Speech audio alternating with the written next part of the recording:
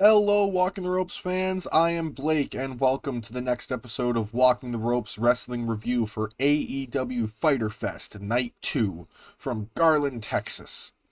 In today's show, we have a legend being tested, a rivalry heats up, an amazing title defense, a surprise is announced, and a new champion is crowned.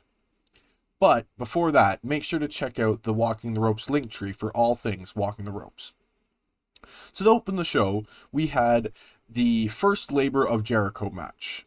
Chris Jericho versus Shawn Spears, and basically chairs. We had MJF on commentary, and then the match started out with Shawn basically just trying to immediately beat up Jericho with the chair. But Jericho is able to swat it out of his hands, kinda, and they start to just basically brawl without chairs. Jericho sends Spears into the barricade, and then he takes the camera and does what he normally does. He looks to the crowd and whatever. Is a good moment. Jericho keeps on Spears, and he beats on him outside, and whenever he's trying to get in the ring, Jericho will just keep him out of the ring, basically. Jericho then goes for a springboard dropkick, but Spears sends a chair into Jericho's face, which doesn't ever feel good. Uh, Jericho goes to the top, but Spears comes up and tosses Jericho across the ring. And Spears starts to beat on Jericho from there and dragging him into the corner. And he smashes a chair into Jericho's arm, which is set up against the ring post. The one that's been injured. I can't remember exactly what the injury was. Jericho starts to come back here, and he goes to the top and hits a double sledge, and they go back up again, and Jericho beats on Spears, and then he hits a avalanche Hurricane Rana, and goes to continue to beat on Spears, but he's met with a super kick, and then Spears sets up a chair in the corner there. Spears then gets another chair after getting a near fall and smashes Jericho in the back. Shawn sets up to smash Jericho in the head, but Jericho takes him down with a double leg takedown and locks in the walls of Jericho, which is always a nice move to see. The double leg takedown get used there properly. Tully then distracts the ref, and Shawn taps a bunch of times, but the ref obviously doesn't see it. Sammy comes to the ring and stops Tully and basically just walks him to the back, because Tully's just like yelling at him, and Sammy's just walking towards him, and Tully will back up. In the ring, Shawn Spears hits the C4 for a near fall. He then sets up a chair like in the corner. He sets it up on the top of the turnbuckle is what I was looking for there. And he goes and sets up for C4, and then grabs the chair that he had set up originally, and but Jericho had fought out, sends Spears into the chair that that Spears himself had propped up in the corner originally, and hits the Judas effect for the win.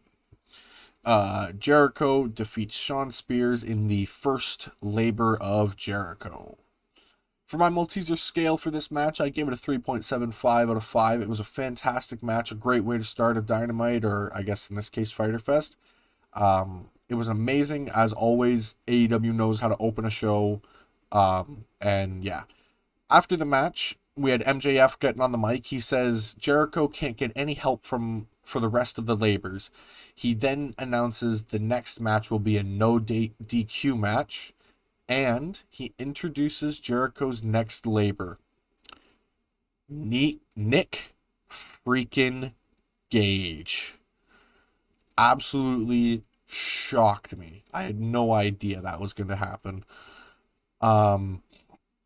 They will be, obviously, like I said, in a no DQ match next week in North Carolina. We then get Miro talking about his next defense, and he basically just says no one can beat him, which seems to be very true at this point. Following that, we get a singles match. We get Doc Gallows with Carl Anderson versus Frankie Kazarian. And Frankie starts out really strong, but Gallows does use his size to stop him from gaining much momentum. We get Frankie hitting a drop kick from the top rope, and Gallows answers it with a big boot of his own. Uh, and Doc starts to just beat on Frankie. He sends him outside and distracts the ref while Carl clotheslines Frankie. Doc then sends Frankie into the barricade and continues to beat on him. Uh, Gallows hits a big clothesline and he gets a near fall following that. Um, Kazarian starts to fight back and he does knock down Gallows. He hits a backdrop followed by a leg drop and he gets a near fall there.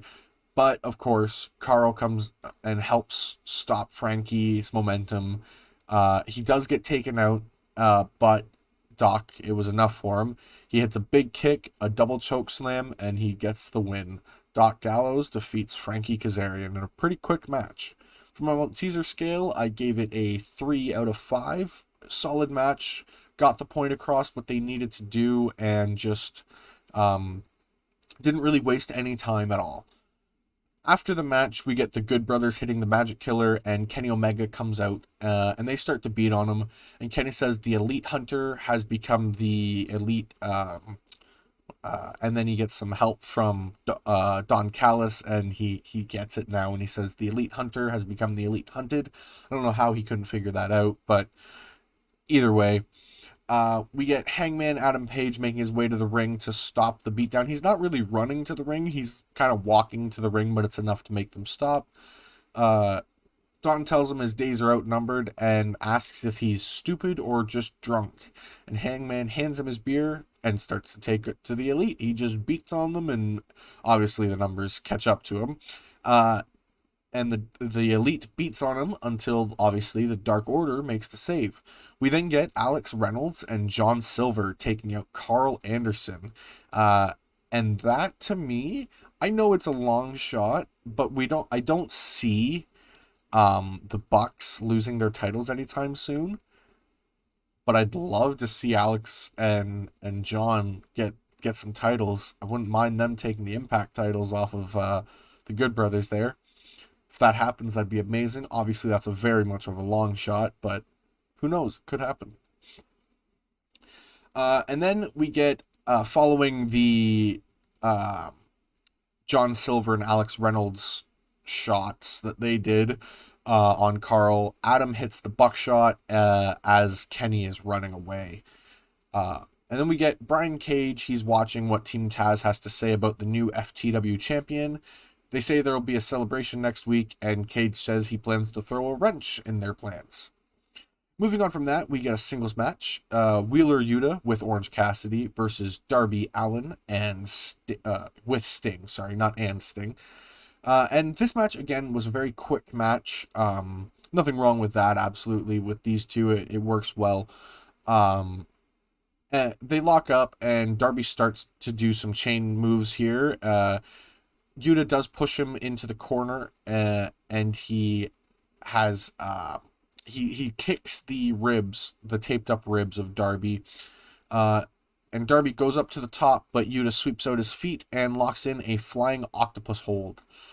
Darby bites the ropes to break out of the hold, and Yuta follows it up with a German suplex, and he gets a near fall with that.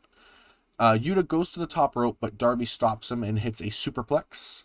Outside of the ring there, we get Sting and Orange Cassidy staring off, and they absolutely brutalize each other. They exchange kicks to each other. It was absolutely amazing to watch, and they finish it off with twin super kicks and Sting banging his chest like a absolute deranged animal. It was just a great moment to see. Obviously, if you've never seen Orange Cassidy's gimmick, that isn't exactly what happened, but it is what happened. It is what happened. In the ring, though, Darby got distracted by this, and he almost gets rolled up for the win, but he does fight out of it. He hits the stunner as well as a coffin drop for the win. Darby Allin defeats Wheeler Yuta. For my Malteser scale, I gave this a 3 out of 5 as well. Again, it was a nice quick match, did exactly what it needed to do, moved along Yuta, showed him to be an up-and-coming star, as well as got Darby a nice win, keeping him up and going, and yeah. After the match, we get the Blade coming out, and he lays out Orange Cassidy with brass knuckles, and these two are supposed to have a match later tonight. We then get the AEW Women's World Championship match. Britt Baker with Rebel, not Reba, versus Nyla Rose with Vicky Guerrero. And this match was absolutely amazing. One of the best of the night for sure. They lock up, and Britt does send Nyla into the ropes, but Nyla knocks Britt down on the way back, like bouncing back. And they exchange holds. Britt locks in a hammer arm or hammer lock, and Nyla runs her into the corner, obviously forcing Britt to let go. Nyla then picks up Britt and slams her down and beats down Britt Baker here. Nyla sets up Britt on the ropes and goes for the knee drop that she does.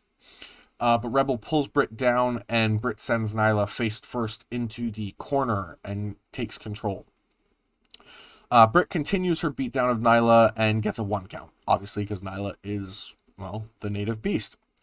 Britt sends Nyla's shoulder first into the corner again for a near fall. Britt goes for a clothesline, but Nyla comes out and hits one of her own. Nyla takes control here and tosses Britt across the ring. It was absolutely brutal to see that throw. Nyla goes for a cannonball, but Britt moves and hits a sling blade. Britt is in control now and rolls up Nyla for a 2 count. Pretty quick too, so I wouldn't say a near fall. Britt sets up for the lockjaw, but Nyla does stop her and goes for a choke slam, but Britt rolls her up for a 2 count and then goes for the lockjaw again, but just can't quite get it. Nyla then hits a Death Valley driver and the diving knee drop off the top ropes there for a near fall. Britt then hits a swinging neck breaker and hits a couple big kicks for a near fall. Nyla follows it up with a choke slam for a near fall, and Britt hits 2 curb stomps for a near fall. Nyla hits a really, really big forearm, and Rebel sets up she set the title in the corner kind of inconspicuously, distracts the ref there, and Britt pulls an Eddie here. She had grabbed the title, she tosses it to Nyla, and she just back slams onto the mat. The ref obviously doesn't turn around here, and so in all the confusion, Britt got up, and Nyla tossed the title to her, and then pulls an Eddie of her own and feigns to dropping to her knee and begging to not be hit. The ref turns around here, stops Britt, and Nyla hits the Beast Bomb, and it looks like we might have a new champion, but Britt kicks out at the very last second. She takes down Nyla, locks in the lockjaw, and that's it. Britt Baker defeats Nyla Rose to retain the AEW Women's World Championship. For my Malteser scale, I gave this a 4.25 out of 5. Definitely the match of the night so far. It does get bumped by another match, but it is an amazing match, 100%. We then get a quick recap of a press conference that happened earlier in the day for Proud and Powerful versus FTR. FTR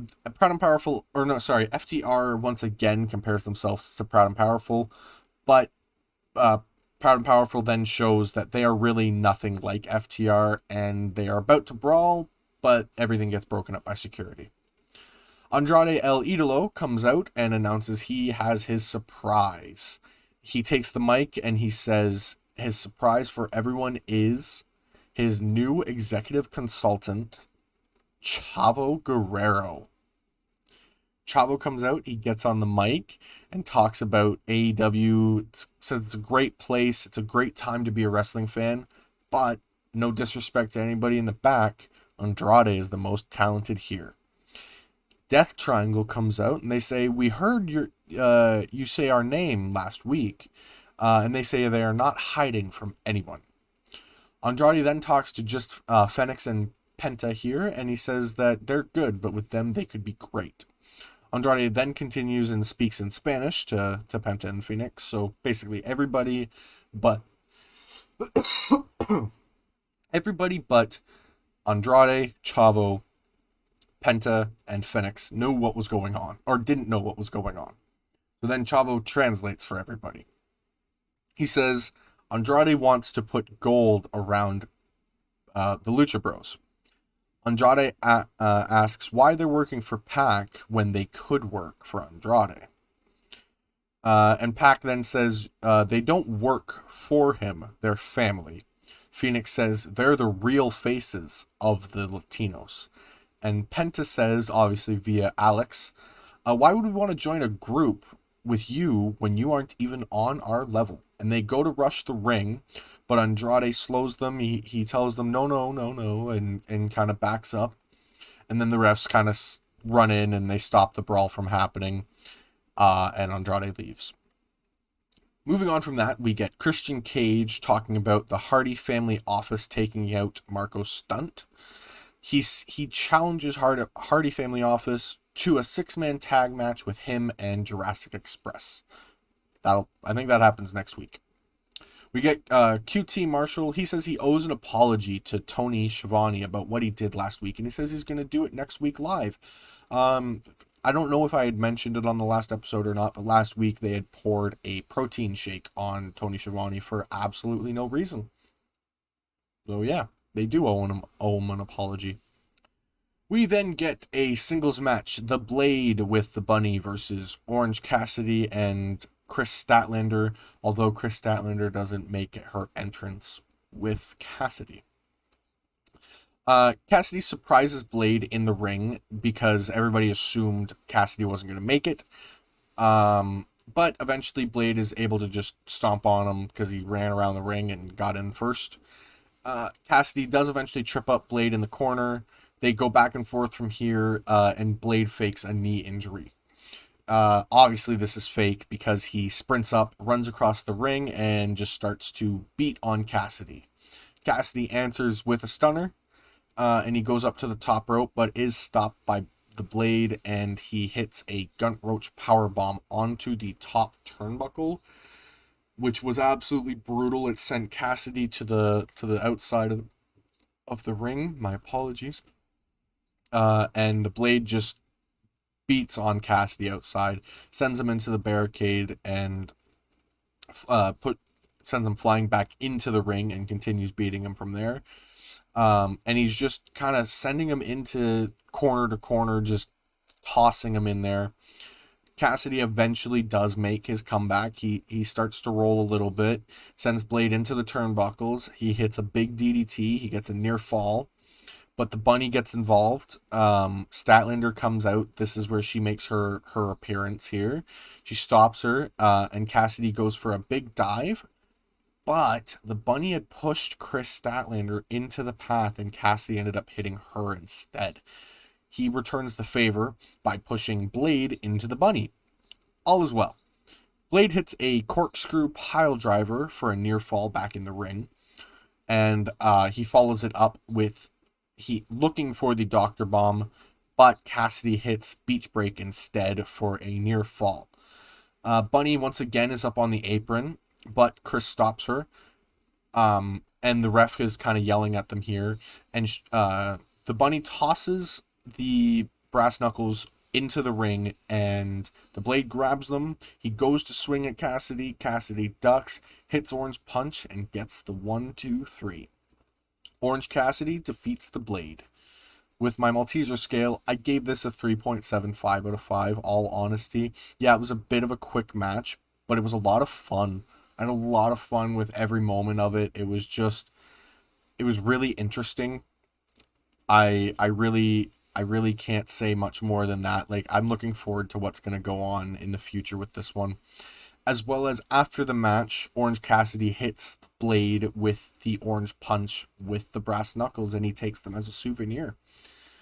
We then get Chris Jericho talking about his match next week. He says next week it's going to be really difficult.